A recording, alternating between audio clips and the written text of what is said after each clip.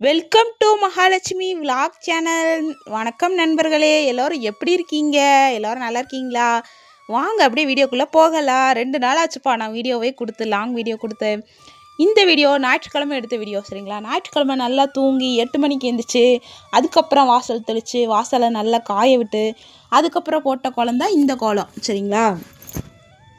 கோலம் வந்து நல்லா வாசல் உங்களுக்கே பார்த்தா தெரியும், நல்லா காஞ்சிருச்சு.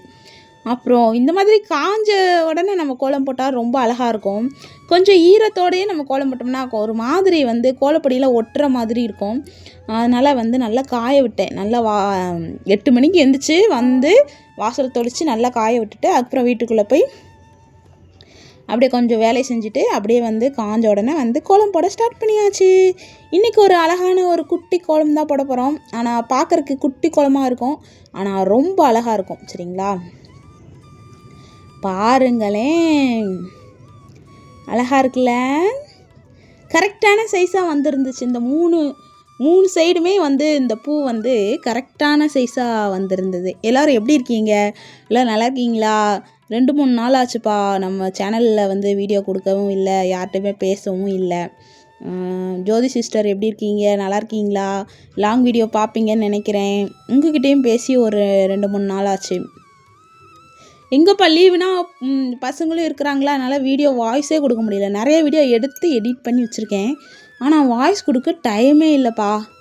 அதனால் சரி இன்றைக்கி தான் டைம் கிடச்சிது. அதனால் சரி ஒரு வீடியோ கொடுத்துடலாம் அப்படின்னு சொல்லிட்டு இன்றைக்கி வந்து வீடியோ எடிட் பண்ணி வாய்ஸ் கொடுக்க ஆரம்பிச்சாச்சு, சரிங்களா? பாருங்களேன், அழகாக இருக்குல்ல? இன்னும் கலர் பொடி வாங்கவே இல்லைப்பா. கலர் பொடி எப்படின்னாச்சும் கலர் பொடி வாங்கி தான் ஆகணும். கலர் பொடி வந்து இங்கே உள்ள கடையில் நல்லாவே இருக்க மாட்டேங்குது. கலர் வந்து அது ஒரு மாதிரி டல்லான கலராக வச்சுருக்காங்க. அது நம்ம கோலம் போட்டாலும் நல்லாவே இருக்காது. கலர் பொடினா எப்படி இருக்கணும் தெரியுமா? அப்படியே பாக்கெட்டில் பார்க்கும்போதே ஒரு மாதிரி மின்னும், பார்த்தீங்களா?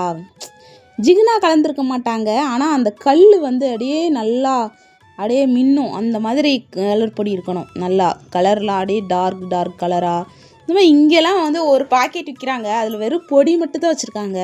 அது வந்து நம்ம வெள்ளை கோலப்பொடியில் கலந்துக்கணுமா? எனக்கு என்னமோ அது பிடிக்கவே இல்லை. அதனால் கலர் பொடி வர்ற வரைக்கும் ஒயிட் கோலப்பொடியில் போட்டாலும் போடுவேனே தவிர, இங்கே உள்ள ஏரியாவில் கலர் கோலப்பொடி நான் வாங்கவே மாட்டேன்னு சொல்லி உறுதியாக இருக்கிறேன், சரிங்களா? பாருங்கள், ஒரு அழகான ஒரு கோலம் போட்டாச்சு. என்னதான் ஞாயிற்றுக்கிழமையோ திங்கக்கிழமையோ நமக்கு வாசலில் கோலம் போட்டாதாப்பா அந்த நாளே வந்து நல்லா போகும். பாருங்களேன், அழகாக இருக்குல்ல கோலம்? அப்படியே வந்து கோலம் அழகாக போட்டாச்சு. அப்படியே போட்டுட்டு வீட்டுக்குள்ளே போய் பாத்திரம் கழுவலாம். பாத்திரம் அவ்வளோ கிடக்குதுப்பா. அதனால் வந்து பாத்திரம் ஞாயிற்றுக்கிழமை, சனிக்கிழமை, சனி ஞாயிறு இந்த வாரம் 2 நாள் ஒட்டுக்களி வந்துருச்சா, அதனால் அதனால் சனிக்கிழமை நைட்டு அப்படியே பாத்திரத்தை போட்டு வச்சுட்டேன். வாரத்தில் எல்லா நாளுமே நம்ம வந்து நைட்டில் வந்து பாத்திரம் போடவே மாட்டேன், கழுவி வச்சுருவேன். இருந்தாலும் ஞாயிற்றுக்கிழமை ஒரு நாளாவது ரெஸ்ட் வேணும்லப்பா அப்படின்னு சொல்லிட்டு பார்த்தா அவ்வளோ பாத்திரம் சேர்ந்து இருந்துச்சு. சரின்னு சொல்லி பாத்திரத்தை எல்லாத்தையும் கழுவ ஆரம்பித்தாச்சு, சரிங்களா? சனிக்கிழமையும் லீவு தான், ஆனாலும் சனிக்கிழமை நைட்டு பாத்திரம் கழுவாமல் விட்டேன் போல். அதனால இவ்வளோ பாத்திரம் சேர்ந்துருச்சு பாருங்களேன். அப்படியே கொஞ்சம் பாத்திரத்தை போய் ஸ்பீடாக கழுவலாமா? வாங்க, அப்படியே கடன்னு மிஷின் மாதிரி கடன்னு பாத்திரம் கழுவலாம். பாருங்கள், எங்கள் வீட்டில் பாத்திரம் கழுவுற மிஷினு நான் தான், துணி துவைக்கிற மிஷினும் நான் தான், வீடை க்ளீன் பண்ணுற மிஷினும் நான் தான், சமையல் செய்கிற மிஷினும் நான் தான். வாழ்க்கை ஒரு மிஷின் மாதிரி ஓடிட்டுருக்குப்பா. என்னப்பா பண்ணுறது? அப்படிதான் இருக்குது. பாருங்களேன், பாத்திரம் இந்த பிள்ளை எவ்வளோ ஸ்பீடாக கழுவுதுன்னு பாருங்களேன். கடன்னு குக்கர் எல்லாத்தையும் கழுவி வச்சு, எல்லா குக்கருமே அதுக்குள்ளே தான் கிடக்குது.